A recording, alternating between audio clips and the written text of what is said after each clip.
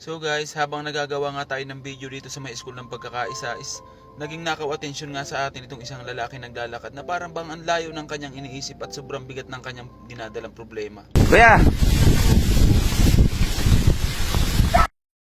Ay dito nga ay naisipan ko na bigyan na lang si kuya kahit paano ng kunting makakain kasi nararamdaman ko ang nararamdaman niyang gutom habang siya ay naglalakad. At dito nga guys, tinanong ko kung saan siya nakatira. At tinanong ko sa kung saan siya nakatira, sabi niya, dito sinabi niya sa akin ang malimit niyang mga inuulam pag tuwing siya kumakain. Sukal. Toyo. Mantika. At dito ay naramdaman ko talaga yung sobrang pagkaawa ko sa kanya kasi lahat naman talaga tayo nagdadaan sa mabigat na mga problema. Mabuti nga tayo at nakakayanan pa natin. Tapos nang pinakain natin si kuya, nag-offer naman siya, natutulungan niya na lang daw tayo dito sa mga gawain natin kahit paano bago siya umalis. Kaya ang ginawa niya, pinunasan niya ng pinunasan yung mga cooler natin dito. Ayan, lahat ng mga cooler natin, napapansin nyo naman na ang lilinis pero pinunasan niya pa din ng pinunasan. Tapos gusto din daw niyang punasan yung mga gulong ng tricycle. Kaya hindi ko naman na siya inawat kasi baka bilang pasasalamat niya, kaya niya ginagawa yan. Ang palagi lang na gusto kong sabihin sa inyo, kahit anong hirap ng buhay, wag na wag kayong panghihinaan. Kasi tandaan nyo, may mas mahirap pa at may nahihirapan pa kaysa sa kalagayan nyo ngayon.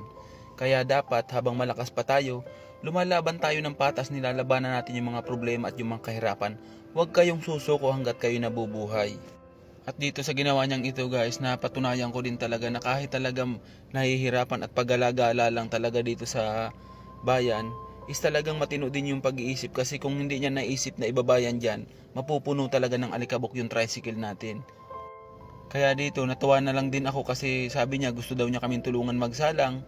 Hindi ko naman na siya pinigilan kasi daw dati bago daw siya nagpag-alagala ay nagtitinda na din daw siya ng mga fishball.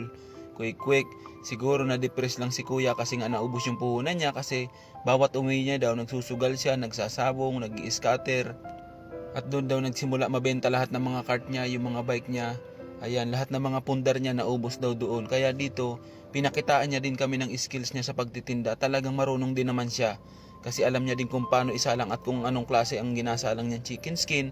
Alam niya din kung paano patamaan ng lakas ng apoy. Kaso hindi naman natin siya pwedeng kunin kasi baka may maghanap naman sa kanyang pamilya niya.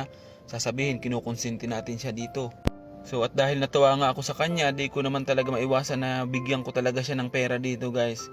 At laking pasasalamat nga ni kuya at nagulat pa nga siya sa pagkakaabot ko ng pera kasi bakit daw puro 50. So at dito sa sobrang excited ni kuya, nalimutan niya na rin magpasalamat sa atin. Ayan, at tinago niya na yung pera sa bulsa niya kasi daw gagamitin niya yung budget pag lalakad niya. Sa halong saya at lungkot ay hindi ni kuya maiwasang mapaluha sa ginawa natin at ako na may natutuwa kasi na-appreciate niya yung ginawa natin. At hindi nga nagtagal dahan-dahan na din siyang umalis maglalakad pa daw siya papunta ng Kabuyaw. Kung pasaan ka man ngayon kuya, sana'y pag-iingat ka palagi at sana'y mamubuting tao palagi ang madadaanan mo.